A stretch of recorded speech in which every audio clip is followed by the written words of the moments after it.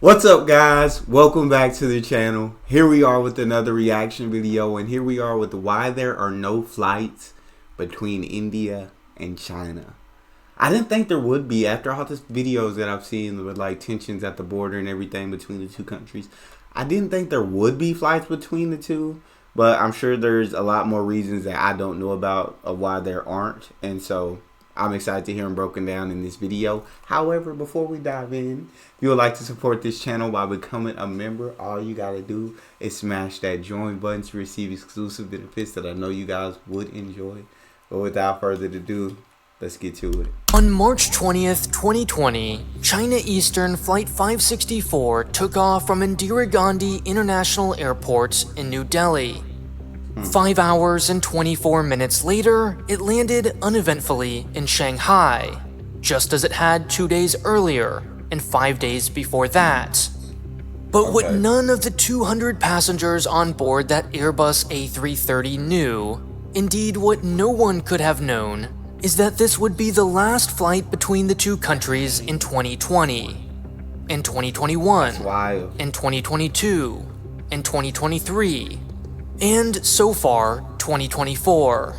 Dang. As of September 6th, not a single scheduled commercial passenger plane has flown directly between India and mainland China for 1,631 days. That's nearly 4.5 years, half a decade. Needless to say, this degree of isolation is virtually unheard of in the 21st century. Particularly between the two most populous nations on Earth. Of the 32 countries and territories within a 3,000-mile radius of Beijing, 29 have at least one direct flight to China, including Afghanistan, Brunei, Taiwan, and even North Korea. The three exceptions are Palau, a 300-island archipelago in the Pacific with just 18,000 people, the tiny kingdom of Bhutan, so sparsely populated that it has not a single traffic light in the entire country. How big is the country? Not one traffic light in the entire country? And conspicuously, India, home to nearly as many people as all the other 31 put together. That's crazy. With 1.417 and 1.412 billion people respectively, India and China are together home to 1/3 of humanity.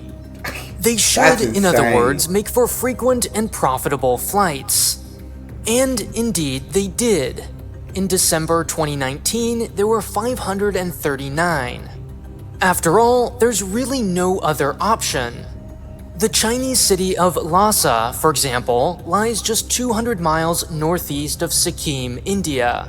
Yet getting there by car would require a 120-hour, 4,000-mile detour through Myanmar, Thailand, Laos, and Vietnam, thanks to a little something called Mount Everest. Of course. The steep, inhospitable Tibetan plateau with its 20,000-plus foot mountains makes any form of land travel nearly impossible. Flying, by contrast, takes about 5 hours between Delhi and Shanghai. 120 hours compared to 5 hours. That's a big difference. Gigantic difference. Or rather, it did. Today, the fastest journey takes twice as long and requires a layover in Hong Kong. Dang. As you can probably guess, this unprecedented state of affairs began with an unprecedented pandemic. In March 2020, both India and China banned virtually all international arrivals. But 2 years later, India resumed regular travel. A year after that, China did the same. Yet still, no flights between them. And that's because of what happened here, back in the summer of 2020. But first, some quick background.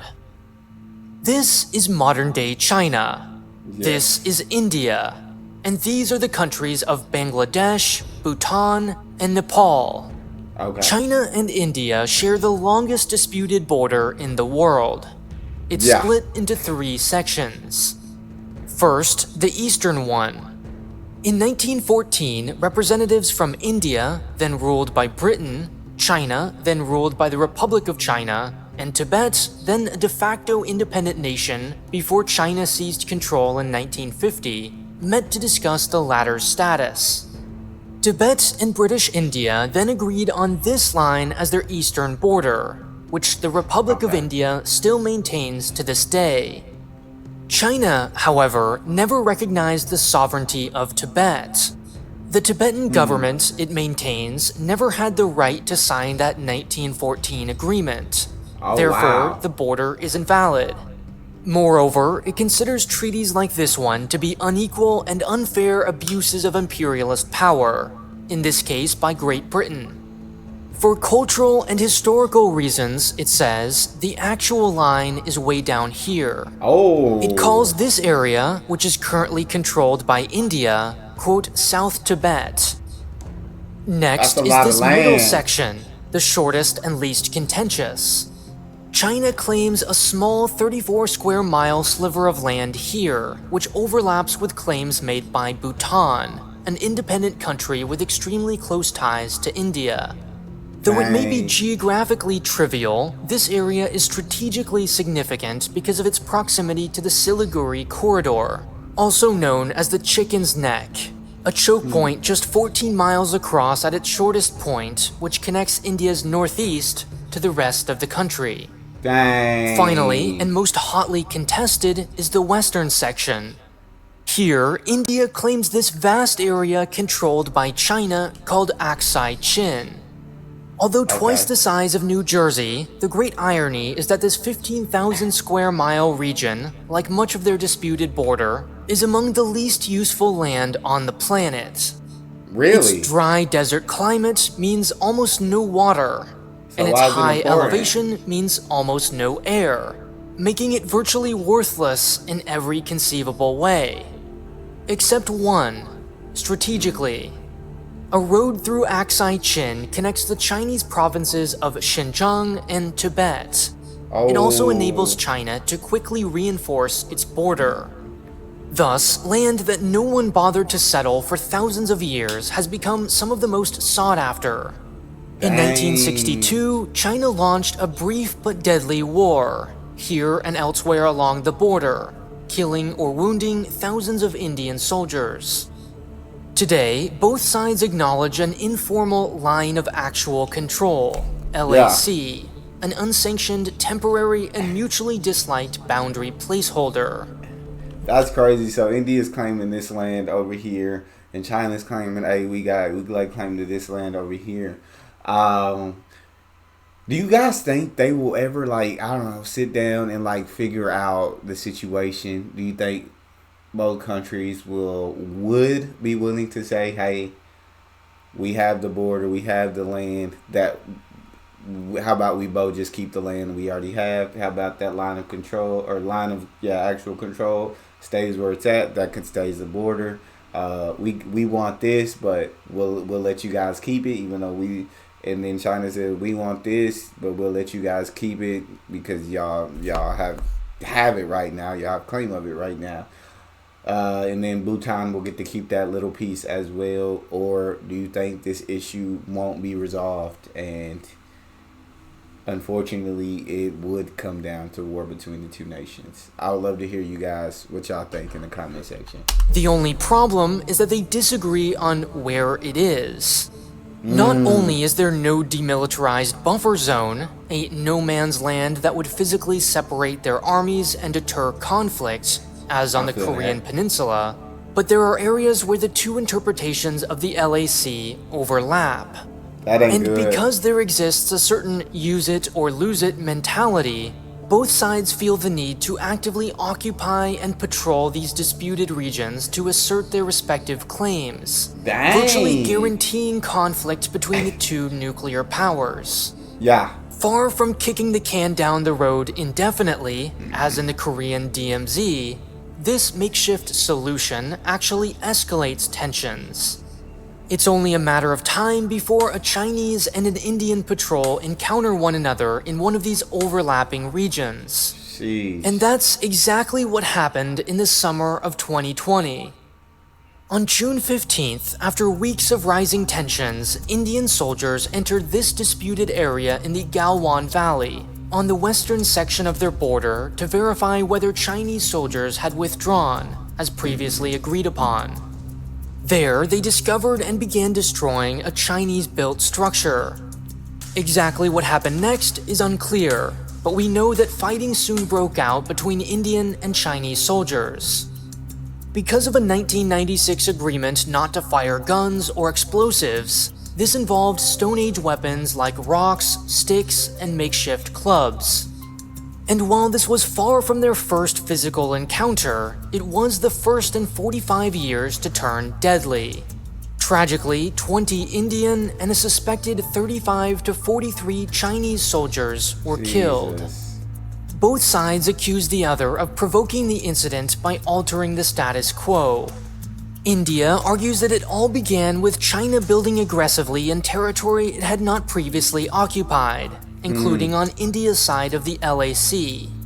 China, meanwhile, claims this construction was merely a reaction to India first building on China's side of the LAC, which would have granted it a new tactical advantage.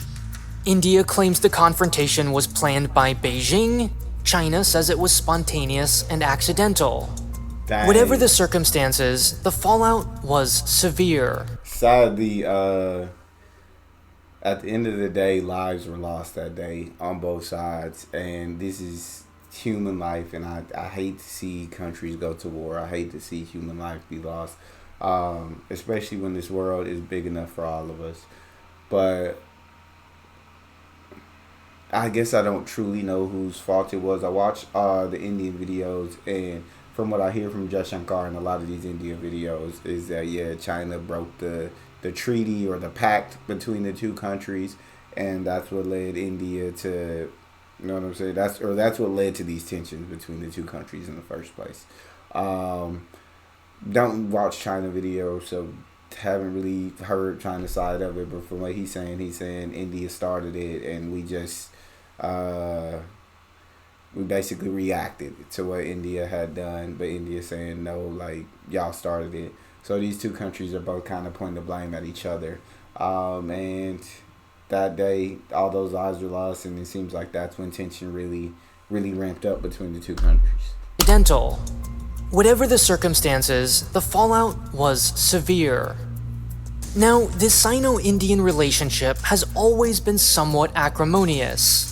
Pakistan is one of China's closest allies, and one of India's most bitter enemies. Yeah. In 1959, the 14th and current Dalai Lama fled from Chinese-occupied Tibet to Dharamshala, India, where he has since remained as a refugee under the state's protection. More recently, India has accused China of encroaching on its regional sphere of influence in places like the Maldives, Sri Lanka, and Nepal. Still, there were occasional moments over the past 60-odd years when real progress seemed possible. In fact, one of these moments came just 8 months before the tragedy in 2020, when Xi and Modi met in person, promising to take their relationship to greater heights the following year. Beneath this enduring optimism was the basic recognition that if they could somehow set aside their differences, India and China would be an economic force to be reckoned with. Yeah. China, of course, is famous for its large-scale, low-cost manufacturing.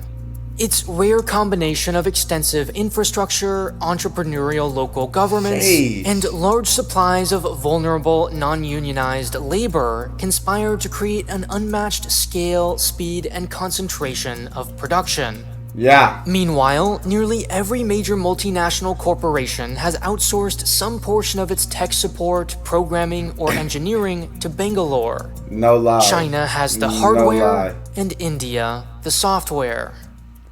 But, alas, this was not to be.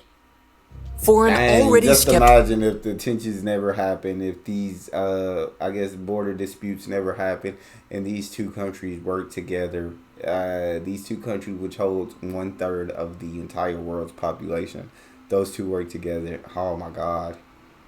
The possibilities are absolutely endless. Skeptical New Delhi, the 2020 incident was the final straw. A decisive turning point from which there has been, 4.5 years later, no going back. Yeah. Beijing, it became convinced, was committed to asserting its strength abroad. Drained of all hope it once had, India began retaliating. And the easiest targets were Chinese companies.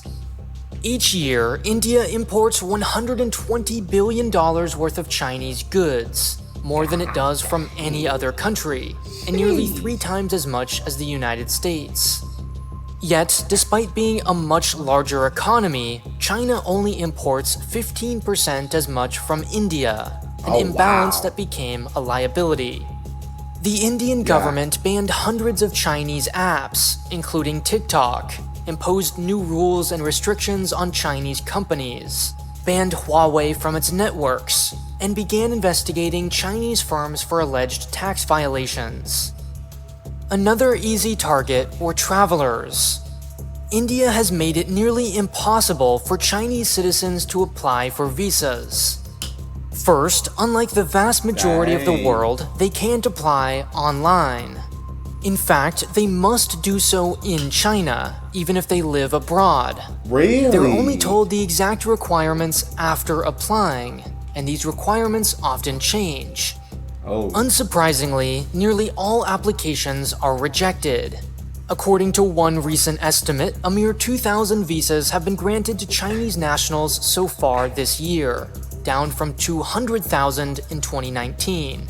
And because they've also stopped renewing each other's journalist visas, it's quite likely that there are currently 0 Indian journalists left in China, and vice versa. Now, ordinarily, after 4 long years of hostility, both countries might be eager to restore some diplomatic momentum. Hope so. And a natural place to start building trust would be to resume flights. But since the 2020 hostilities, China has fortified its border, building new bridges and structures that would enable it to move and house up to 120,000 soldiers in Aksai Chin. In other words, China has since gained a strategic military advantage. Really? Thus, while Beijing is keen to move on, thereby legitimizing, solidifying, and securing tacit acceptance of its advances, New Delhi views this as a concession and sees the broader relationship as leverage. China would prefer to first resume flights and then discuss their border. India would prefer to first discuss their border and then resume flights. There's also been a quiet shift over the past few years in their relative economic trajectories. And I think on that, from that perspective, I'm on India's side of. I think you got to get the border issue solved between the two countries before you could resume flights between the two countries. I completely agree. Let's discuss this border. Let's figure this out. And if we can figure it out, then we can talk about resuming flights back and forth. But to talk about resuming flights back and forth before we figure out this border issue, it doesn't make sense to me.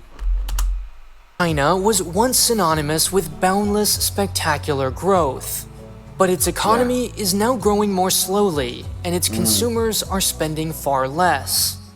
This is particularly acute in terms of travel.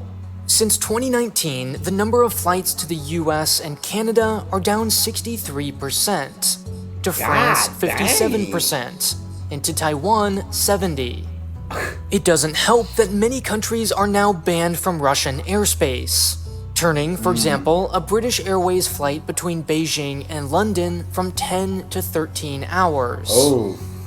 Between 2019 and 2023, China's Beijing Capital Airport fell from the 2nd busiest in the world down to 23rd. Meanwhile, India is in the midst of a travel boom. Over that same period, Indira Gandhi Airport climbed from 16th to 10th place. Since 2014, India has doubled its number of airports, from just 74 to 148. And just look at this explosion of investment in rail and road infrastructure. I'm telling y'all, man. Now, in absolute terms, the Indian economy still pales in comparison to the Chinese one. To put these numbers in perspective, United Airlines alone currently flies more aircraft than every Indian airline put together. But I'm telling But y'all, in terms of momentum, China is quickly losing it. I was gonna say, I'm telling y'all, India's development. India's just on the rise. They may have less for now. They may have a smaller economy. They may have a smaller military. They may have smaller airports, less planes. They may have a lot less everything. But like you said, that momentum right now is going crazy for India. It won't be too long. It won't be until they can catch up. While India is gaining speed. In the 1980s and 90s, it was China's potential as much as its reality that drew foreign investment, created excitement, and sustained the narrative of its meteoric rise. Today, it's India's turn to shine. Yeah. In 2022, its population, still growing, passed China's, which is now shrinking. India can't build fast enough. Last year, one of its airlines placed an order for 500 Airbus A320s, the largest purchase in commercial aviation history. And yet, just 3% of the country's population has ever flown on an airplane. In other words, there's still an incredible supply of untapped growth. Yes. All of this That's is to say, Beijing feels a newfound sense of urgency. It's eager to get its economy back on track, resume normal travel, and stabilize its relationship with India. New Delhi, on the other hand, is in no such hurry. The result is a half-decade stalemate. Sadly, even if they do restore ties tomorrow, a real possibility, sooner or later Chinese and Indian troops will meet again at their border. And when they do, escalation may prove even harder to prevent than before. Yeah. Several months after the June 2020 confrontation, both countries accused each other of firing warning shots, a clear violation of their previous agreement. Even what few rules and restraints kept a very tenuous peace in years past have since eroded, leaving them dangerously vulnerable to conflict. If and when they do achieve a true diplomatic breakthrough, it will require a great deal of creative thinking and problem solving, of the kind Brilliant, today's sponsor, cultivates with its... I think the rest of it is just the sponsorship. Yes. I'd love to hear what you guys have to say in the comment section. You guys' thoughts on the issues between these two countries. Do you think they can come together, figure out how to agree on the border issues, and then resume flights with each other, resume trade with each other? As far as I know, they said India shut down hundreds of China's applications and everything within the country.